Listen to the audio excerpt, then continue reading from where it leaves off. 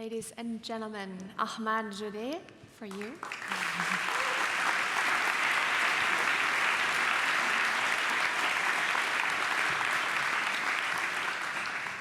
Thank you so much for this beautiful performance and for being with us today. Thank you. It's really a pleasure.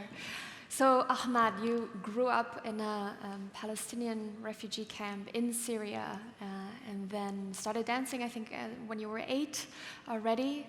And then now you're living in the Netherlands and have been on all of the stages of the world, really, and now here at the House of Beautiful Business, which is a great honor and great pleasure to have you.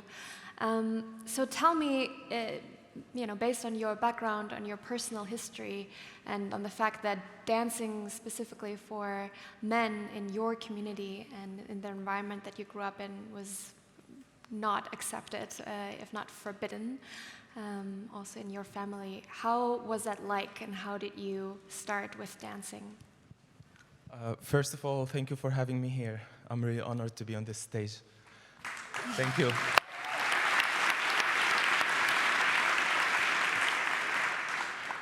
Yes, I was born and I grew up in a refugee camp in south of Damascus for Palestinian refugees in Syria. And I grew up as stateless because these people, my people, they don't have nationalities, they don't have passports and no ID cards or these kind of things. I started dancing when I was 8.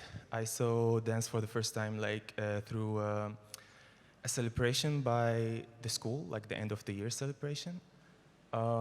It was very challenging because in my community where I was living, dancing for men is totally forbidden. For women, if it's in private, it's okay. Mm-hmm. It was very challenging. I had to hide who I am all the time. And the first person who was against me was my father. So we had really, really bad connection for more than 11 years. But, of course, I could make it because I really wanted this. And when the war starts in Syria, it was more difficult because some extremists, they came to the country and dancing for them is something to be executed for. So for me, it was more enemies all the time. And I was threatened to death. And that's why I have my tattoo, Dance or Die, on my neck. Because I carry my life on my neck. Or I live the way I want, or I don't want to live. So yeah.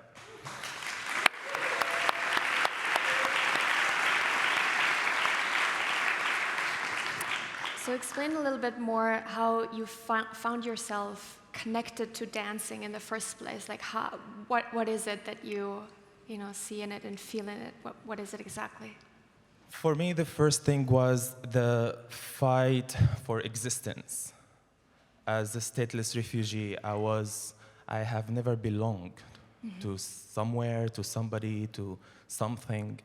So I always wanted to exist, and when I exist, I want to exist as a free spirit. And the freedom I feel when I'm dancing, it's what I fight for. It's my passion, it's my power, and it's the reason why I'm still alive. That's why I keep dancing.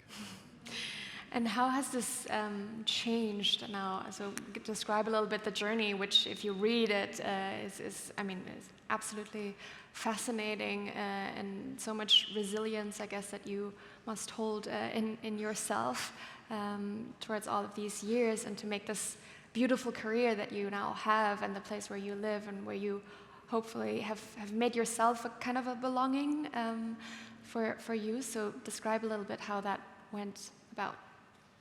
It was a very challenging journey.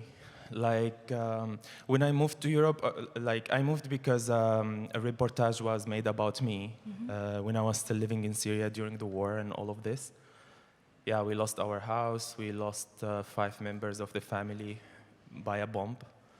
And it was really difficult situation.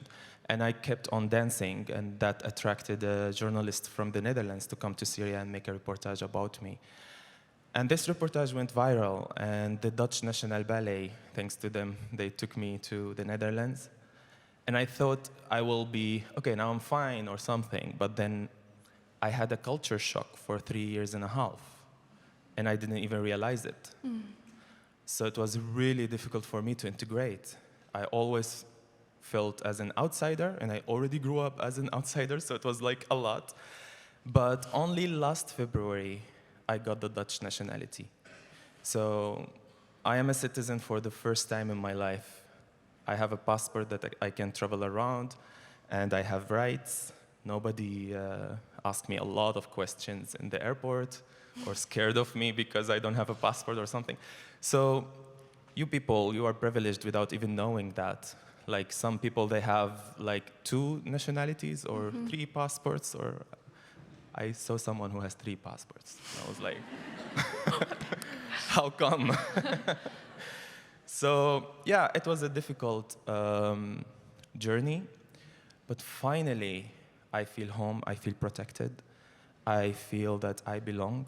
Unfortunately, not to where I came from, but I found my home finally when I'm 31 years old.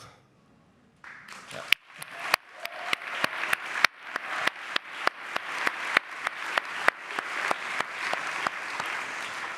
Final question for you, Ahmad. So this 4th act is called agency.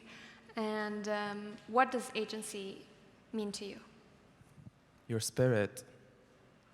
I think each one of us has a spirit that guides him. And if you just listen, and if you just follow your heart, you will reach what you want. Like each one of us has a purpose in this life. We just need to find it, and fight for it, and honor it. I think that is, that is what it means to me.